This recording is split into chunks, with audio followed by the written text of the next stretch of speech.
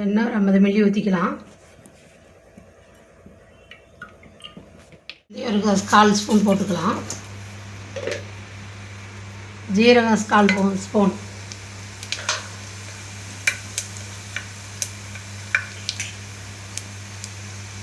பூண்டு ஒரு 8 பல்லு தட்டி வச்சுருக்கேன், அதையும் போட்டுக்கலாம்.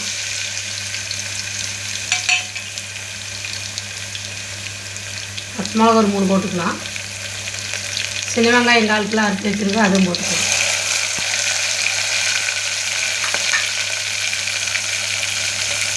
கொஞ்சம் உப்பு போட்டுக்கலாம்.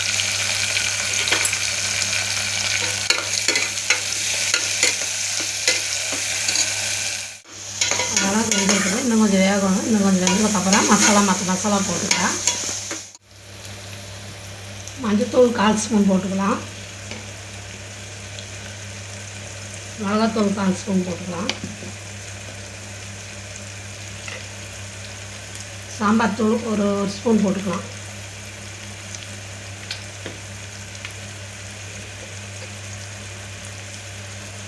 மல்லித்தூள் 1/2 ஸ்பூன் போட்டுக்கலாம்.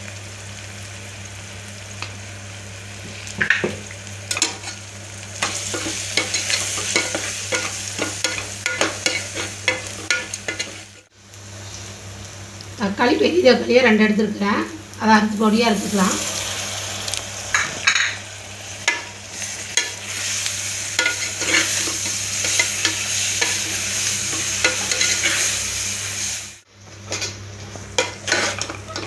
இந்த மசாலா வணங்கிருச்சு. நான் 1/4 கிலோ உப்பு கண்டம் எடுத்துருக்கிறேன். 1/4 கிலோ உப்பு கண்டத்துக்கு இந்த மசாலா போட்டுருக்குறேன், அது போட்டுக்கலாம். அடுத்தது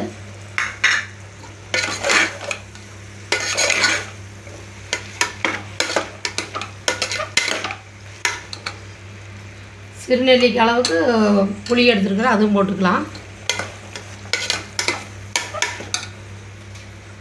கொஞ்சம் மல்லித்தலை போட்டுக்கலாம், கொத்தமல்லி தழை போட்டுக்கலாம்.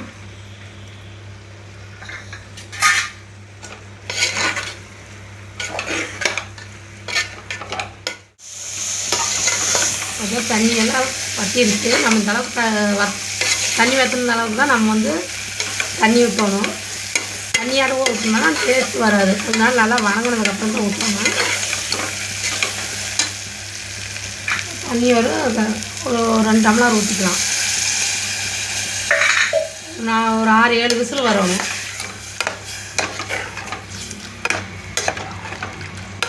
நம்மளுக்கு பிடிச்சதுல உங்களுக்கு வந்து மட்டனாக இருந்தாலும் பீஃபாக இருந்தாலும் இதே மசாலா தான் கொடுக்கணும். அதனால் நாங்கள் வந்து மட்டன் எடுத்துருக்குறப்போ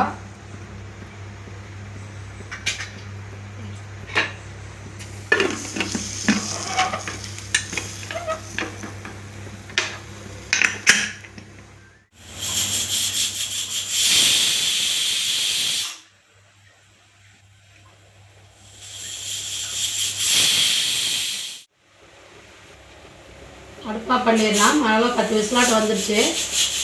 இதுக்குள்ளே போட்டிடலாம்.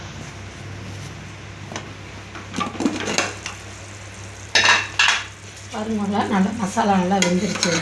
பாருங்கள், இந்த அளவுக்கு நாங்கள் வந்து உப்பு காலத்தை வந்து நம்ம 1.5 மணி நேரத்துக்கு முன்னாடியே தண்ணியில் போட்டு கழுவிட்டு நல்லா ஊற போட்டோம். நீங்கள் புதுசாக போடுறீங்களா இருந்தால் ஒரு 10 விசிலுக்கு மேலே தான் விடணும். உப்பு காலமெல்லாம் கொஞ்சம் நல்லா வெந்தால் தான் நல்லாயிருக்கும். இது நல்லா வெந்துருச்சு. சின்ன சின்ன பீஸாக தான் போடணும். சரி, வெந்துருச்சு. அடுப்பாக பண்ணியாச்சு. இதில் 1 கப் மாவு எடுத்துக்கலாம்.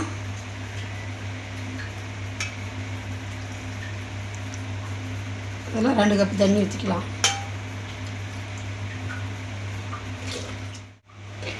இந்த அளவுக்கு கரைச்சிட்டு வச்சுக்கலாம். கட்டி இல்லாத கரைச்சிட்டு அப்புறமா அடுப்பில் வச்சுக்கலாம். இல்லைன்னா சில நேரம் கட்டியோடு விழுந்துடும். நம்ம இப்படி இது பண்ணிவிட்டு அப்புறம் வேணுங்கிற தண்ணி மாவு வேணால் போட்டுக்கலாம். ஆச்சு. அடுப்பு பற்ற வச்சுக்கலாம். அப்படி கலர் பண்ணிடலாம்.